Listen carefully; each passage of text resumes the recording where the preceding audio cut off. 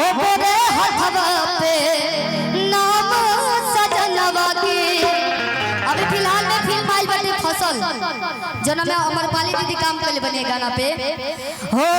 अरे चूड़ियों पनाम हमरा सड़ियों पनाम बा कि उनके खातिर हमर जीवन तमाम बा कि सरधा पूरा मोरे मनवा के।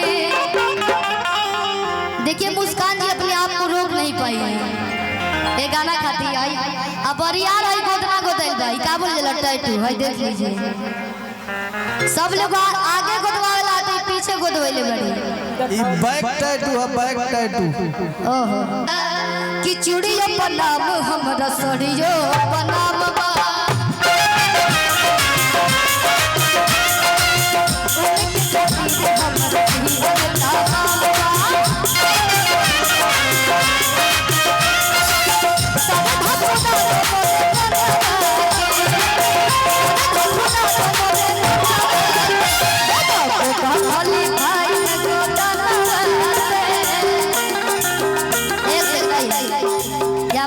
बैक साइड हो के तबे हम गोदना देखो कि गोदा गोदा खाली भाई न गोदा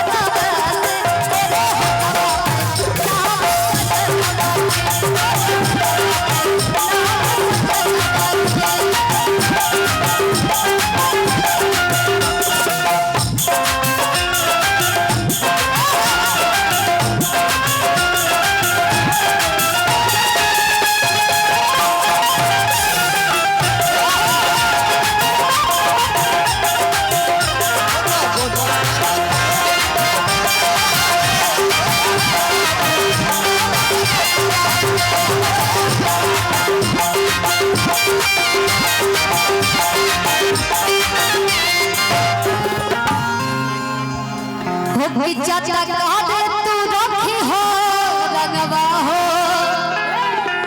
सैया दूर रही के रही है हमारा लगवा हो कि चाचा कहा दे तू रखी हो रंगवा हो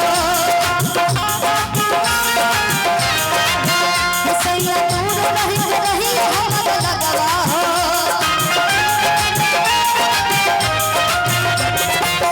ले लो भाती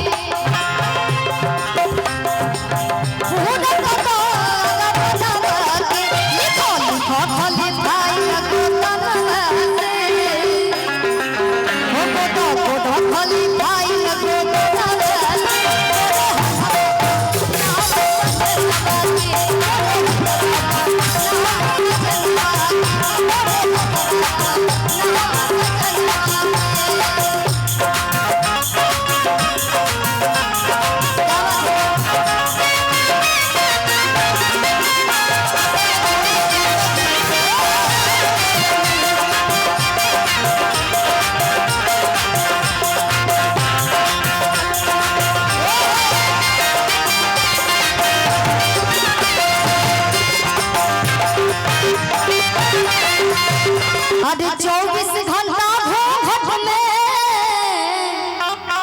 चाची लोग बैठल बा कहत हुई कि शिल्पी गाना ना गइली ओहो ऐ शुभम भैया ना कमाल कर दिए। जेकर लगता पैसा नहीं हो दुकानी पे पहुंच जाई उधारी ले ले समय। शुभम बिल्डिंग मटेरियल है हरैया सलेमपुर थाना पुलिस थाना तो देवरिया हो